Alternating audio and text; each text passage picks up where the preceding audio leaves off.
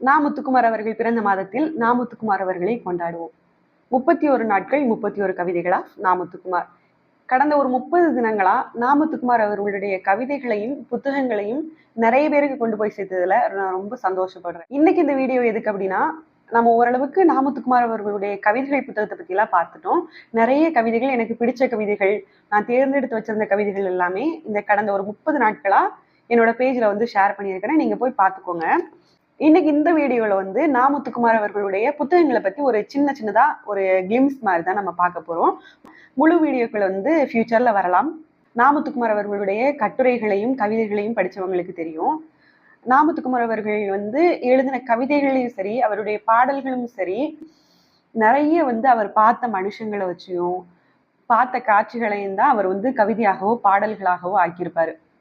சாதாரணமா அவருடைய கவிதைகளை வாசிக்கிறதுக்கும் அவருடைய கட்டுரைகளை வாசிச்சுட்டு அந்த கவிதையை வாசிக்கும் போது அந்த உணர்வு வந்து வேற மாதிரி இருக்கும். ஏன்னா அவர் எந்த டைம்ல அந்த கவிதையை எழுதியிருப்பாரு, எதை மனசுல வச்சு எழுதியிருப்பாரு, அவருடைய வாழ்க்கையில நடந்த நிகழ்வுகள் என்ன அப்படிங்கிறது எல்லாமே அந்த கவிதையில நம்மளால புரிஞ்சுக்க முடியும். எடுத்துக்காட்டுக்கு சொல்லணும் அப்படின்னா, நா. முத்துக்குமார் அவர்களுடைய ஃப்ரெண்டு கேசவன் ஒருத்தர் இருப்பாரு. ஆக்சுவலா அவரோட அப்பா வந்து குடிச்சிட்டு எங்கேயாவது விழுந்து கிடப்பாரு. நா. முத்துக்குமார் அவர்களும் அவர் ஃப்ரெண்டு கேசவன், இவங்க 2 பேரும் தான் அங்கங்க போய் அவர் எங்க விழுந்து கிடக்காரோ அவங்க அப்பாவை வந்து தூக்கிட்டு வருவாங்க. இதை வந்து கவிதையை எப்படி எழுதியிருப்பாரு அப்படின்னா, ரோட்டில் விழுந்து கிடக்கும் குடிகார பெண்களை தூக்கி கொண்டு வரும் குழந்தைகளுக்கு தோல் வலிமை இன்னும் பெருகுவதாக அப்படிங்கிற மாதிரி கவிதையில எழுதியிருப்பாரு. சோ இதை வாசிச்சுட்டு நம்ம அந்த கவிதையை வாசிக்கும் போது அதுல உள்ள உணர்வை வந்து நம்மளால புரிஞ்சுக்க முடியும்.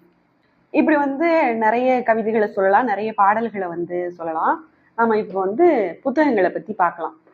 எனக்கு நா. முத்துக்குமார் அவர்கள் என்னோட வாழ்க்கையில ஒரு பாடலாசிரியராகவோ இல்ல வந்து ஒரு கவிஞராகவோ அறிமுகமாகல. எனக்கு முதல்ல அறிமுகமான புத்தகம் வந்து அணிலாடும் ஒன்றில் ஒரு புத்தகம்.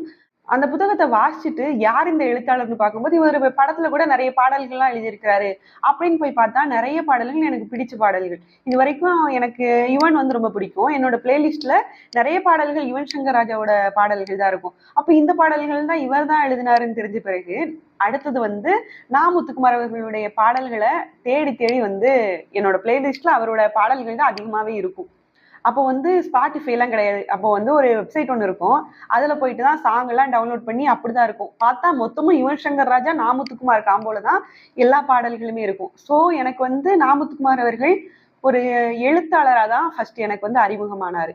அந்த அணிலாடும் ஒன்றில் அப்படிங்கிற புத்தகத்துல வந்து உறவுகளை பத்தி ரொம்ப அழகா எழுதியிருப்பாரு. எல்லா உறவுகளை பத்தியும் கூட எழுதியிருப்பாரு. ஒன்று விட்ட பெரியப்பா சித்தப்பான்னு எல்லாருக்குமான கட்டுரைகள் வந்து அந்த புத்தகத்துல இருக்கும். அடுத்தது வந்து பாலகாண்டம் அப்படின்னு ஒரு புத்தகம். அந்த புத்தகத்துல வந்து குழந்தை பருவ நினைவுகளை வந்து நிறைய பகிர்ந்திருப்பாரு. நம்மளோட குழந்தை பருவ நினைவுகளை, நம்ம மறந்த நிறைய சேட்டைகள் எல்லாம் ஞாபகப்படுத்துற மாதிரி அந்த புத்தகம் இருக்கும். அடுத்த புத்தகம் வந்து கிராமம், நகரம், மாநகரம். இந்த புத்தகம் வந்து கிராமத்துக்கும் நகரத்துக்கும் மாநகரத்துக்கும் இடையே உள்ள ஒற்றுமைகளையும் வேற்றுமைகளையும் பத்தி பேசியிருக்கோம். ஆனா ஒரு கட்டத்துல மூணுமே ஒரே ஒரே இதுல இருந்து பிரிஞ்சு ஒரே இதுல இருந்து பரிணாமம் அடைஞ்ச ஒரு விஷயம் தானே அப்படிங்கிற மாதிரியும் அதுல பேசியிருப்பாரு. கடைசியா வந்து ஒரு கட்டுரை வந்து இருக்கும், கிராமமும் நகரமும் கடித போக்குவரத்துல பேசிக்கிற மாதிரி. அது வந்து அவ்வளவு அருமையா இருக்கும். அடுத்த புத்தகம் வந்து நினைவோ ஒரு பறவை அப்படின்னு. இதுல வந்து எப்படின்னா சினிமா வாழ்க்கையிலயும் சரி இலக்கியத்திலயும் சரி அவரோட நிறைய விஷயங்களை பத்தி, அவரோட வாழ்க்கையில பார்த்த சந்திச்ச மனுஷங்களை பத்தியும் விஷயங்களை பத்தியும் பயணங்களை பத்தியும் எழுதியிருப்பாரு. அடுத்தது வந்து எனக்கு ரொம்ப பிடிச்ச ஒரு புத்தகம் கண் பேசும் வார்த்தைகள் அப்படிங்கிற புத்தகம். இந்த புத்தகத்துல வந்து அவர் சினிமாவில் எழுதின பாடல்கள் வந்து எந்த சுச்சுவேஷன் எழுதப்பட்டது, எப்படி அந்த வரிகள் உருவானது அப்படிங்கிற மாதிரி கட்டுரைகள்லாம் எழுதியிருப்பாரு. ரொம்ப அருமையா இருக்கும். கட்டுரைகள்ல என்னென்ன புத்தகங்கள்லாம் இருக்கு அப்படின்னா, அணிலாடும் ஒன்றில், பாலகாண்டம், கிராமம், நகரம், மாநகரம், கண் பேசும் வார்த்தைகள், நினைவோ ஒரு பறவை, இந்த 5 புத்தகங்களும் கட்டுரைகள்ல வரும். அடுத்தது கவிதைகளை பத்தி பார்க்கலாம். கடந்த ஒரு 30 நாட்களா நிறைய கவிதைகளையும் கவிதை புத்தகங்கள் எல்லாத்தையுமே பகிர்ந்தாச்சு. இப்ப வந்து தலைப்புகளை மட்டும் பார்க்கலாம். முதல் புத்தகம் கவிதை புத்தகம் பட்டாம்பூச்சி விற்பவன். இந்த புத்தகத்துல வந்து எப்படின்னா நம்ம குறிப்பிட்டு 2 லைனோ 3 லைனோ எடுத்து வந்து பகிர்ற மாதிரி இருக்காது. அந்த முழு கவிதையும் வாசிச்சா நம்ம அந்த கவிதைக்குள்ள போக முடியும், அதோட உணர்வுகளை வந்து புரிஞ்சுக்க முடியும். இந்த புத்தகத்துல வந்து நம்ம நார்மலா பாக்குற விஷயங்களை வந்து கவிதையா மாத்திருப்பாரு. அடுத்த புத்தகம் வந்து நியூட்டனின் 3ஆம் விதி. இது வந்து ஒவ்வொரு வினைக்கும் அதற்கேற்ற எதிர்வினை இருக்கு அப்படிங்கிற மாதிரி கொஞ்சம் நையாண்டி கலந்து கொஞ்சம் நக்கல் கலந்துதான் இந்த புத்தகம் வந்து எழுதப்பட்டிருக்கும். அடுத்ததா குழந்தைகள் நிறைந்த வீடு. இந்த புத்தகம் வந்து ஒரு ஹைக்கூ புத்தகம். கண்டிப்பா ஒரு பிகினர் கூட எடுத்து வாசிக்கிற மாதிரியான கவிதைகள் தான் இந்த புத்தகத்துல அடங்கியிருக்கும். அடுத்த புத்தகம் ஆனா ஆவண்ணா. இந்த புத்தகம் எப்படி அப்படின்னா கொஞ்சம் அரசியல், சமூக பிரச்சனைகள்லாம் கலந்து கொஞ்சம் காட்டமாவே எழுதியிருப்பாரு. மத்த கவிதை புத்தகங்கள பார்த்தோம் அப்படின்னா, ரொம்ப அவ்வளோ காட்டமாலாம் இருக்காது. ஆனா இதுல கொஞ்சம் வந்து சமுதாயத்து மேல உள்ள கோவத்தையும், எதிர்ப்பையும் வந்து காட்டியிருப்பாரு. அடுத்தது என்னை சந்திக்க கனவில் வராதே. இது வந்து ஜப்பானிய கவிதைகள வந்து நாமுத்துக்குமார் அவர்கள் மொழிபெயர்த்த தொகுப்பு தான் இந்த புத்தகம். முழுக்க காதல் கவிதைகளா தான் இருக்கும். கொஞ்சம் பட்டர்ஃப்ளைஸ்லாம் பறக்கிற மாரியா தான் இருக்கும். அடுத்த புத்தகம் பச்சையப்பனிலிருந்து ஒரு தமிழ் வணக்கம்.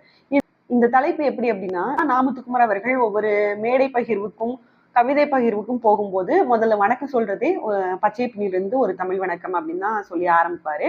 அதையே புத்தகத்துக்கு தலைப்பாகவும் வச்சுட்டாரு. இந்த புத்தகத்துல வர கவிதைகள் வந்து அவர் கல்லூரி படிக்கும் போதும், அதுக்கு பிறகும் நிறைய மேடைகள்ல பகிர்ந்த கவிதைகளா தான் இந்த புத்தகத்துல இருக்கும். ஸோ கவிதை புத்தகங்கள் வந்து பட்டாம்பூச்சி விருப்பவன், நியூட்டனின் 3ஆம் விதி, குழந்தைகள் நிறைந்த வீடு, ஆனா ஆவண்ணா, என்னை சந்திக்க கனவில் வராதே, பச்சை பெண்ணிலிருந்து ஒரு தமிழ் வணக்கம். இந்த புத்தகங்கள் தான். உங்களுக்கு இந்த புத்தகங்கள் வேணும் அப்படின்னா தனித்தனியாவும் கிடைக்கும். இது வந்து ஒரு தொகுப்பாவும் உங்களுக்கு கிடைக்கும். கட்டுரை தொகுப்புல அணிலாடு முன்றில் தவிர்த்து மற்ற 4 புத்தகங்களும் வரும். கவிதை தொகுப்புல நான் சொன்ன புத்தகங்கள் எல்லாமே வரும். இந்த 30 நாட்களும் நான் முத்துக்குமார் அவர்களுடைய கவிதைகளையும், கட்டுரைகளையும் உங்கள்ட்ட கொண்டு போய் சேர்த்த திருப்தியோடு சைனிங் ஆஃப் சகாயா. நன்றி.